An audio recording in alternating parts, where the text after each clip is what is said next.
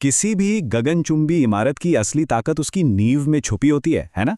आज के इस एक्सप्लेनर में हम एक साइट फॉरमैन की मास्टर चेकलिस्ट को डिकोड करने जा रहे हैं, खासकर फुटिंग कास्टिंग यानी नींव की ढलाई के लिए। ये कोई आम गाइड नहीं है, बल्कि एक रियल टाइम डेली प्लेबुक है जिसे साइट पर हर दिन इस्तेमाल किया जाता है। आइए सीधा काम की बात पर आते हैं। इस पूरी प्रोसेस को हमने 5 अहम हिस्सों में बांटा है। पहला, साइट की तैयारी और ग्रिड मार्किंग। दूसरा, खुदाई और मिट्टी का उपचार।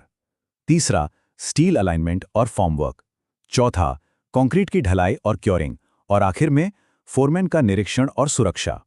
इनमें से एक भी स्टेप मिस करने का मतलब है पूरे स्ट्रक्चर को खतरे में डालना। खैर, जमीन पर फावड़ा चलने से पहले सुरक्षा के सख्त नियम तय होने चाहिए। यह बिल्कुल नॉन नेगोशिएबल है। साइट पर हर किसी के लिए सेफ्टी हेलमेट और मजबूत जूते पहनना अनिवार्य है। इसके साथ ही साइट के चारों तरफ प्रॉपर बैरिकेडिंग होनी ही चाहिए।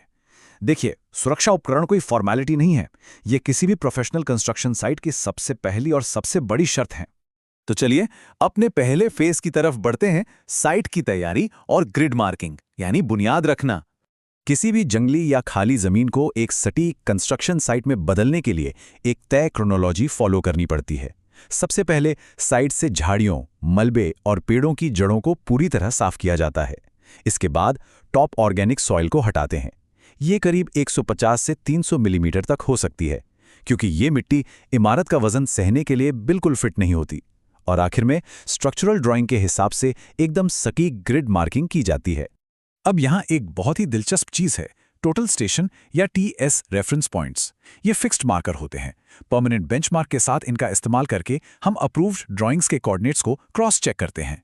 मतलब खुदाई शुरू होने से बहुत पहले ही बाउंड्री और हर एक पॉइंट एकदम पक्का कर लिया जाता है। इसके बाद आता है हमारा दूसरा सेक्शन, खुदाई और मिट्टी का उपचार। अब वक्त है जमीन में उतरने का। खुदाई के दौरान सटीकता के प्रोटोकॉल बहुत सख्त होते हैं। शुरुआत फुटिंग के साइज और काम करने की एक्स्ट्रा जगह छोड़ने के साथ होती है। ड्राइंग में दी गई गहराई हर हाल में मेंटेन करनी है और मिट्टी की कंडीशन पर लगातार नजर रखनी है। यहाँ एक गोल्डन रूल है, ओवर एक्सकवेशन से बचें। जरूरत से ज्यादा खुदाई बिल्कुल नहीं करनी है। हाँ, अगर वाटर टेबल ऊपर है तो पानी निकालने के लिए डी वाटरिंग की व्यवस्था करना भी अनिवार्य है। इसके बाद ही हम पक्का करते हैं कि बेस एकदम फॉर्म और लेवल में हो। अब आता है वो स्टेप जिसे अक्सर लोग अनदेखा कर देते हैं, एंटी टर्माइट केमिकल ट्रीटमेंट। अगले स्टेप पर जाने से पहले IS मानकों के हिसाब से खुदाई के बेस और किनारों पर इसका छिड़काव बहुत जरूरी है। यही वो चीज है जो हमारे स्ट्रक्चर को दीमक के साइलेंट अटैक से बचाकर रखती है। इस नंबर को ध्यान से देखिए, 75 से 100 मिलीमीटर। PCC यानी प्लेन सीमेंट कंक्रीट लेयर के लिए यह थिकनेस एकदम फिक्स है। इसे ट्रीट की गई मिट्टी के ऊपर डालते हैं और फिर लेवल मशीन से बिल्कुल समतल किया जाता है। सबसे जरूरी बात, अगली प्रोसेस शुरू करने से पहले इस PCC लेयर को सेट होने के लिए कम से कम 1 दिन का क्यूरिंग टाइम देना ही पड़ता है। चलिए अब तीसरे फेज की बात करते हैं, स्टील अलाइनमेंट और फॉर्मवर्क। यहीं से हमारी इमारत का असली ढांचा खड़ा होना शुरू होता है। यहाँ हर एक कदम पर वेरिफिकेशन चाहिए। स्टील को काटना, मोड़ना और नीचे बिछाना तो है ही, लेकिन सबसे अहम चीज जिस पर यहाँ जोर दिया गया है वो है कंक्रीट कवर ब्लॉक्स का सही प्लेसमेंट। कंक्रीट डालने से पहले ये पक्का करना होता है कि स्टील और जमीन के बीच एक फिक्स गैप मेंटेन रहे। इसके अलावा बाइंडिंग वायर से उन्हें कसना, लैप लेंथ चेक करना और उनके बीच की स्पेसिंग को मापना, ये सारे काम बिल्कुल परफेक्शन के साथ होने चाहिए। फॉर्मवर्क की बात करें तो इसके भी 3 क्लियर स्टेप्स हैं।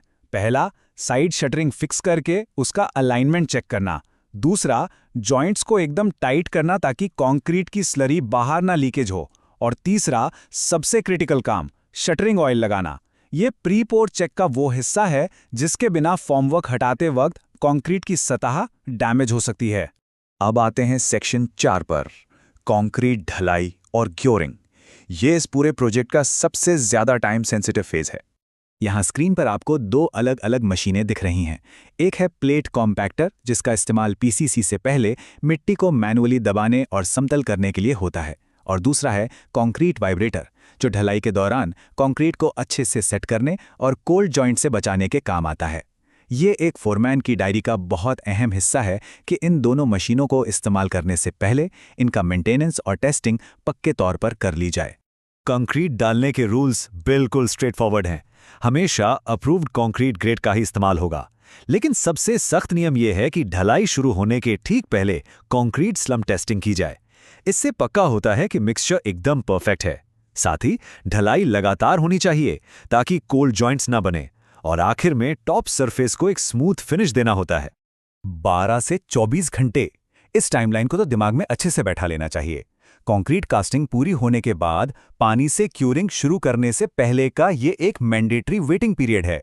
इस दौरान कंक्रीट को अपनी शुरुआती शेप सेट करने का वक्त मिलता है।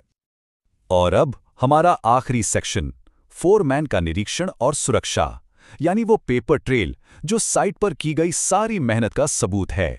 ये लाइन बहुत ध्यान से पढ़ने वाली है।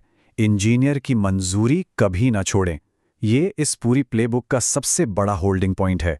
एक फेज से दूसरे फेज में जाने के लिए क्लाइंट या इंजीनियर का साइन ऑफ लेना अनिवार्य है। अगर अप्रूवल नहीं मिला है तो काम आगे नहीं बढ़ेगा। सिंपल सी बात है। इस टेबल को देखिए, ये असल में एक फोरमैन के क्लिपबोर्ड का डिजिटल वर्जन है। कंस्ट्रक्शन का हर फेज, डेली इंस्पेक्शन नोट्स और क्या साइट की फोटोज ली गई हैं या नहीं, सब कुछ यहां दर्ज होता है। जैसे क्या खुदाई की गहराई ड्राइंग से मैच कर रही है, क्या कवर ब्लॉक्स चेक हो गए, क्या स्लम टेस्ट पास हुआ। इन सब चीजों का दस्तावेज में होना बहुत जरूरी है। तो कुल मिलाकर फुटिंग सेट हो चुकी है, क्योरिंग चल रही है, लेकिन क्या जो डॉक्यूमेंटेशन किया गया है वो बुलेट प्रूफ है? सिर्फ एक मजबूत फिजिकल स्ट्रक्चर बना देना काफी नहीं है। डेली चेकलिस्ट और फोटोग्राफिक रिकॉर्ड्स ही वो असली सबूत हैं जो बताते हैं कि काम कितनी बारीकी से हुआ है।